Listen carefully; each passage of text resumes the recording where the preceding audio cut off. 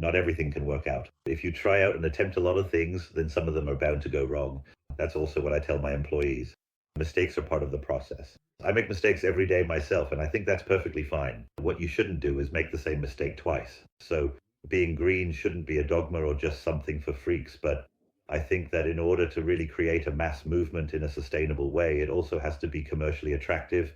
This interplay between sustainability, the energy transition, and affordability, that I believe is the big challenge. It would also be a lie if I claimed that I'm always super present and some kind of model dad, because on the one hand, I'm really motivated to do my job well. And when you're in a special position, you can't just give 80%. You really have to give 110% all the time. In the end, everything still comes down to hard work. I think you have to be willing to always go that extra mile.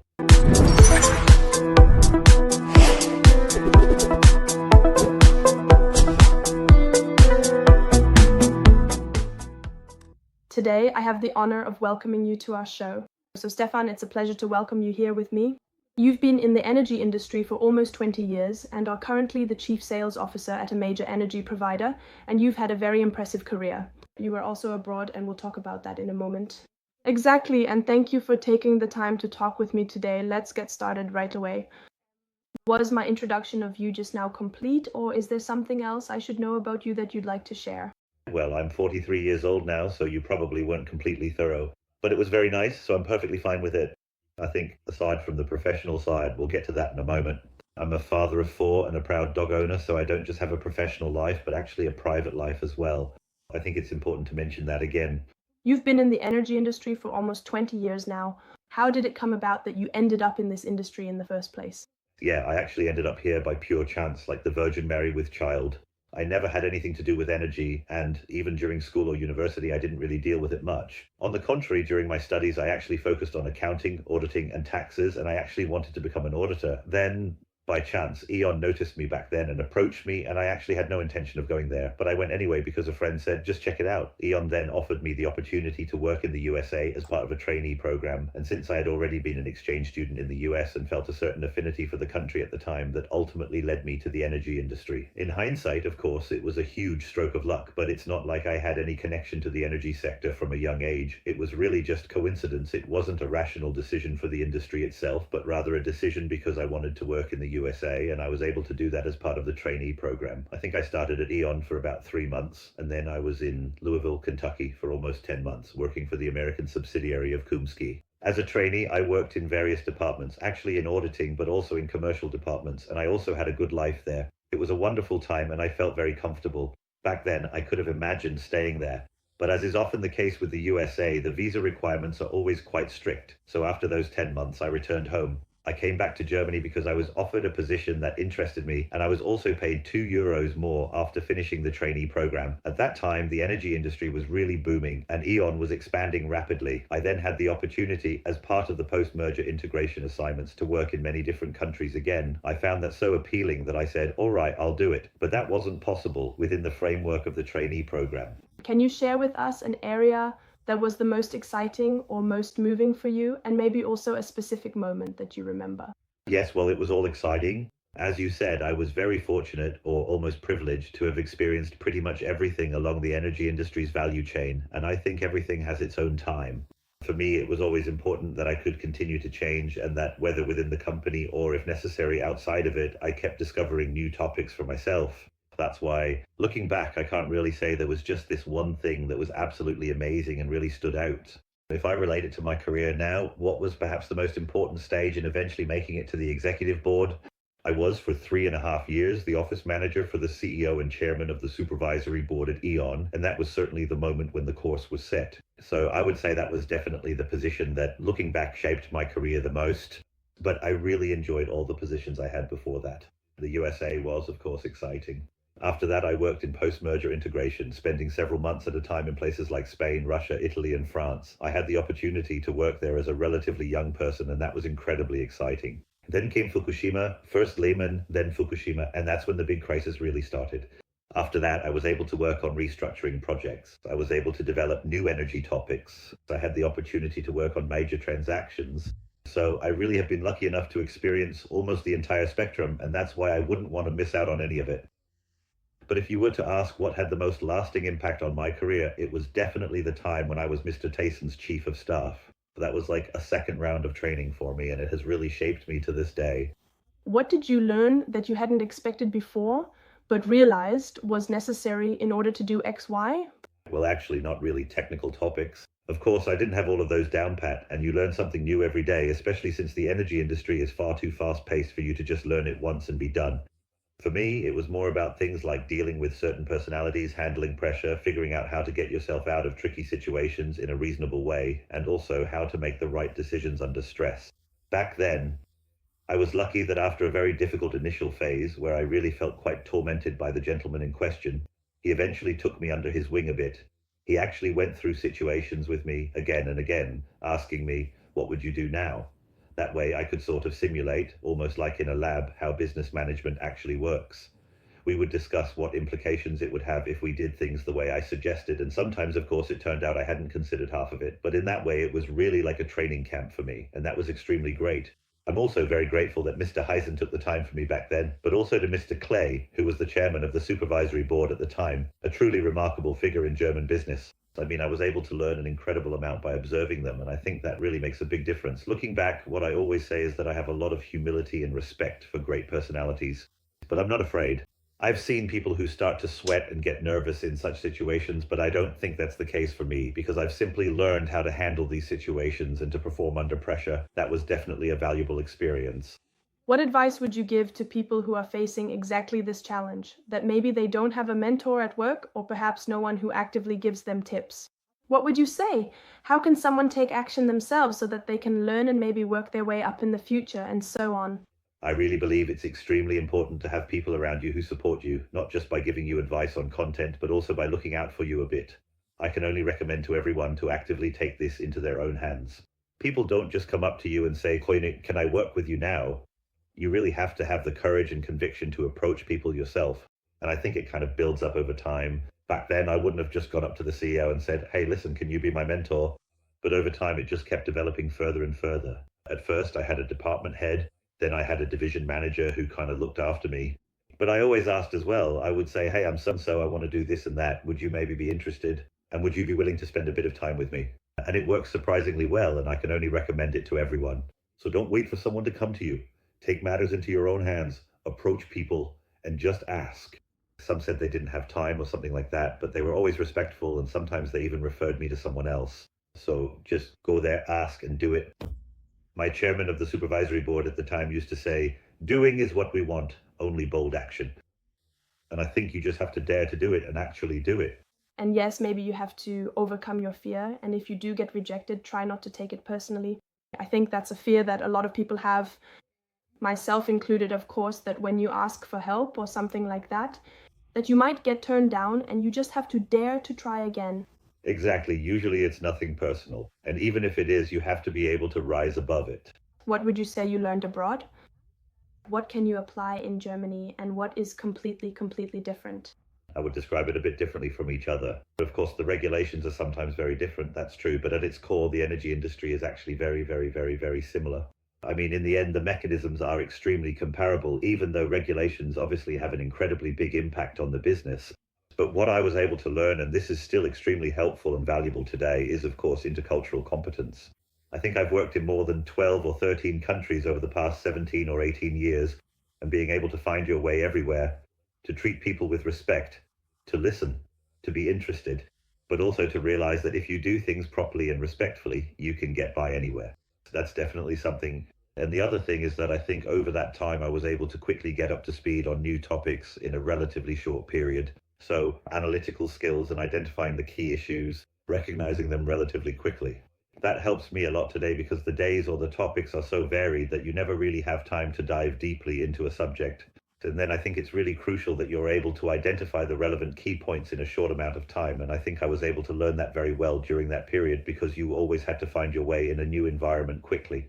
I got to know a lot of topics early on, even in other countries where the development of the energy sector was already a bit more advanced. I always have a concrete example from the recent past. Before I came to Cologne, I worked in the Netherlands for 3 years. For example, the smart meter rollout there was already in its third generation with a penetration rate of almost 90% in all households, and there were already business models emerging that, while regulated differently in some respects, are fundamentally based on the same mechanics that will also apply in Germany. And so you can definitely transfer things, and I do believe that because I have worked in so many companies and countries, I was able to get to know the entire energy industry value chain very thoroughly. So, in every respect, it was an extremely cool learning experience. Can you briefly explain what a smart meter is? Yes, smart meters. So, today we have what I'd call dumb meters, which just keep running as you use energy, and then at some point they get read or you read them yourself. A smart meter, on the other hand, communicates regularly and measures consumption at certain intervals. It records consumption every 15 minutes or on an hourly basis. And what's special about it is that you not only know how much you've consumed over time, but you also know exactly when you used energy. This, of course, opens up entirely new business models because, for example, you could price different times of day differently, giving customers incentives to shift their consumption or do similar things. So we're getting much closer to a kind of real-time consumption detection. And of course, that can be used commercially, but also in completely different ways for the system itself. But there were certainly moments when not everything went as planned. Can you give us an example of that? There were honestly a whole lot of those, to be honest. I think stumbling and falling down is just as much a part of it as celebrating successes, or rather, you can't really celebrate successes without having fallen down first. There are so many little things like that. But I also once, on a larger scale, really fell flat on my face. I remember, and it wasn't that long ago, just a few years back, I tried to launch this big hydrogen project and kind of pushed it forward, not completely on my own, but a bit behind closed doors. At some point, I wanted to present the whole thing with great fanfare to the executive board at the time, and I got absolutely slaughtered. Hardly ever in my life have I been taken apart like that. I had to spend 2 weeks licking my wounds afterwards. Yeah, that was really something. How exactly did you get slaughtered? Did they just ask questions and you didn't have the answers? I had all the answers, but they thought the topic was stupid. They didn't like the way I approached it. I kind of thought I'll prepare it first, and then once it has reached a certain level of maturity, I'll present it, but that didn't go over well at all. I felt a bit betrayed, and they basically thought the topic was totally dumb and couldn't understand how I could be so stupid as to even present it. Then this whole dynamic developed. That was one example, but I've also had projects that completely crashed and burned. There was a specific case where, during a contract negotiation, we obviously weren't paying close enough attention. There was a clause in the contract that ended up costing us about 10 million euros. So things like that have happened too, which is really, really bad. But I always think, well, you just have to lick your wounds, hopefully not for 2 weeks every time. Get up, dust yourself off, and keep going. That's just part of it, but I've experienced a lot, and honestly, it's at least as valuable as being successful. How do you deal with failure the right way? It does get to me too. I mean, in hindsight, of course, it's much easier to talk about it. In the moment itself, it really hurts me. I'm a very competitive person. I really want to be successful, and I have a strong intrinsic motivation. So when something goes wrong, it really hurts me, and I have trouble sleeping because of it. I really grapple with it intensely, but for me, it actually triggers more of a now more than ever momentum. And I end up even more driven and motivated to do it well the next time. I've also had a lot of positive experiences, and I've talked about this at length with other entrepreneurs, and I think it's just part of being an entrepreneur. Not everything can work out when you try and experiment with a lot of things. Some things are always going to go wrong. And now 10 million, I'm not trying to sound flippant or anything. Of course, that's an incredibly large amount, but with the sums I deal with in my day-to-day, and it's not even my own money, I have to be clear about that since I'm acting as a trustee in that role. 10 million is super relevant, but sometimes we're talking about amounts in the hundreds of millions or even billions.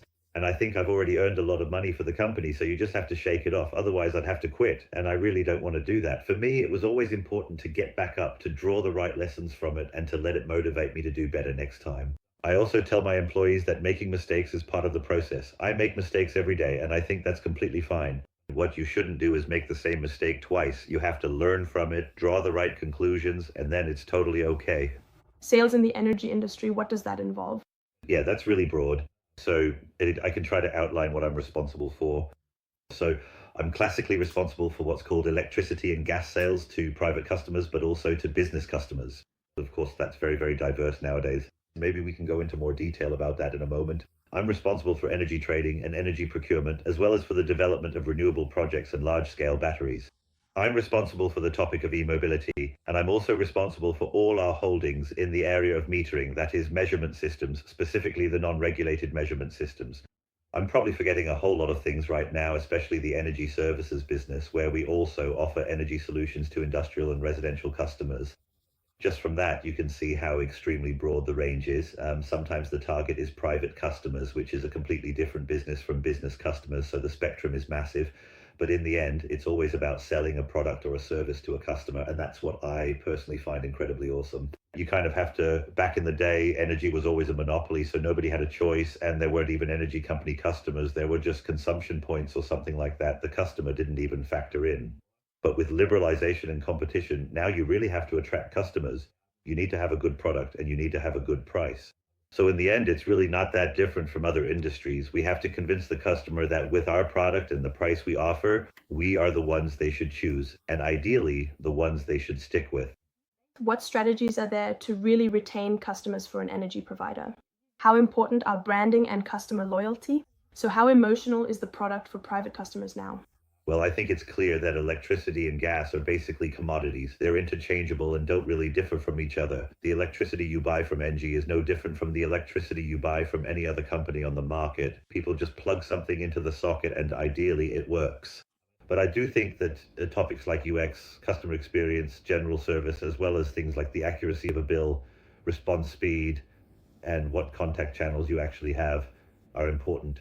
So people are, of course, very price driven when it comes to commodities and are relatively willing to switch providers, maybe more so compared to other more emotional products. But I do think it's about the fact that with a good customer experience, we definitely notice that people are willing to pay for it and they appreciate it in the sense that they don't switch providers because it also means reliability. And of course, you have to give the brand a bit of emotional appeal because especially when price differences are small, many people, at least subconsciously, do make an emotional buying decision. And that's why things like marketing, branding in particular, but also a strong customer focus in the interactions you have really make a big difference. And which technologies do you see as crucial for sales in the coming years? Yes, we can already see that artificial intelligence in all its forms will play an extremely important role. So, on the one hand, this applies to how we design our own processes. So, how can we help ourselves by using intelligence to make processes more efficient, but also of higher quality? Let me give an example with call center agents. There's an incredible amount you can do, such as providing information about the customer, about previous touch points, but also, for example, helping call center agents with a function called next best action. Then the AI tells you what you can suggest to the customer or what you can say to them. But of course, this also applies to the customers themselves. So, for example, how can we design products that, supported by artificial intelligence, can offer added value to the customer? Keyword, flexibility, for example. So it actually changes the entire way we work within the company, but increasingly also how the interface with the customer is designed or how products are developed. How important is individualization in sales for the energy sector currently? Currently, well, I think it's extremely important because I believe we live in a time where people see themselves as individuals and really put their personalities at the forefront, and that's why they appreciate being addressed personally. But I also have to say that, in my opinion, in the energy sector, the topic of individualization of offers and services is still not very widespread. We're definitely lagging behind in that area. But as I just mentioned, with the increasing use of technology and also artificial intelligence, especially generative AI, this is going to become more and more important. And so it's also one of our stated goals to say, I want to address you like you, Sandra, at the right time with the right information and in the right way. But for that, I need to know you. And I also need to analyze the knowledge I have about you accordingly. And technology will certainly help us to do this efficiently because, of course, we have a lot of customers. We have a product where the unit price isn't particularly high, so you have to sell quite a lot of it. Here at Rhine Energy, we're talking about a 7-figure number of customers, and you have to be able to process that first. And I think that's kind of the transition we're seeing now, but it's becoming increasingly relevant and will continue to grow in importance. We're also the basic supplier, and in the basic supplier portfolio, you have an incredible number of older people as well. We do try to help them switch to other contracts as well, but that's a different topic for now. But there are an incredible number of customers who still really value personal contact today. So we still have customer service centers, but we also have a call center where people can call in. And these are all topics that shouldn't be neglected because in the end, as we've said, people are all different and not everyone is only interested in technology. If you imagine the world of sales again in 10 years from now, what will it truly look like and what exactly do we need to do to get there? Yes, I think we've already touched on that quite well. So more individualized and I think much, much more digital. So I think with the younger generations, the level of digital interactions will increase significantly. What we need, I believe, is of course data on the one hand, Data is the foundation of all decision-making processes, and artificial intelligence without data and without learning experience ultimately isn't really valuable. So I think we still have a lot of room for improvement. But what we also need is to really bring our employees along with us throughout this process. Right now, not all of them are necessarily prepared for this, and I think we also need to train them on how this new world works. And that's why I believe a strong customer focus is essential to truly understand the customer much better and to be able to respond to their needs. Data so that we can then make the right decisions based on it, and above all, to train people in such a way that they are actually excited to use technology. The core business itself won't really change that much. In the end, it's still about selling electricity, gas, or let's say molecules, whatever kind of molecule will be relevant in the future. But what we will see is that the interconnection, I think, between assets, that is, between intelligent consumers, intelligence, and tariffs, will continue to grow closer and closer. So the customer is not just a consumer anymore, they are increasingly becoming a producer as well, and more they are also becoming a source of flexibility. The energy system is becoming so complex due to the transformation that the customer is actually becoming an active participant in the system, even though in the past they were really just consumers. And now they both give and take. So this interplay means they are participating much more actively in the system. And of course, you have to manage this together with the customer and also take away the complexity for them. And I think that will be a very exciting phase as well. But what can people do in their everyday lives to participate a little in the energy transition, and which product would you recommend for that? Well, I think regardless of products, the energy transition isn't an end in itself. And that's something I always try to make clear to people here. It's really about carrying out the energy transition in order to protect the climate in the end. That's why I say, if you want to be successful in achieving the goal of protecting the climate, you first have to adjust your own behavior. There are so many small things you can do. Give up the car when you just want to go to the supermarket around the corner and instead ride your bike or walk. Screw in LED bulbs at home instead of using conventional ones. Turn off the lights when you leave the room. Lower the temperature a bit. Honestly, I think that's where it really starts. And it's not even about making certain purchasing decisions right now. First, it's about how can I adjust my own behavior? Then, of course, there is the option of consciously choosing certain products. And that can be very simple too. We've already seen this in the electricity sector in recent years. I think there are hardly any people left who don't buy green, or at least partially green electricity in some way. On the gas side, it's much more difficult. But I think over time, we'll see that the complexity of the products will also increase. I already mentioned the topic of flexibility earlier. If you have an electric car, you also have a large battery. For example, this battery could also be used as storage in the energy system. Or if you have a PV system at home, the question is, what do I do with the electricity I generate there? Do I use it myself, feed it into the grid, or regardless of the relevant commercial or technical signals, use it differently? But it always starts in your mind. If you want to protect the climate and make the energy transition a success, I think you always have to reflect deeply on your own behavior and start small. And what I really don't like is when you often hear, yeah, but that's so little, it doesn't make any difference. And I always say a lot of little things add up to a lot. And if everyone did just a little, things would already be much better. And you can't always just point at others. You really have to start with yourself. I think it's also our responsibility, meaning both industry and politics, to educate people. You can't expect everyone to be intrinsically motivated to sit down in the evening and look everything up themselves. I think we also have to do educational work and show what is already possible. And I also believe that it's our job to make it commercially attractive. A lot of people are simply motivated by financial incentives. I think we have to respect that, and being green shouldn't be a dogma or just for freaks. It's not really like that anymore, but it used to be. But I believe that in order to create a truly sustainable mass movement, it also has to be commercially attractive, and that's our responsibility. You can't expect people to keep paying more and more for it. I think that's extremely important. So this interplay between sustainability, the energy transition, and affordability, that I believe is the big challenge. How do you manage to juggle family, a demanding workday, and everything else? Yeah, I think that's actually a bit of a sensitive point.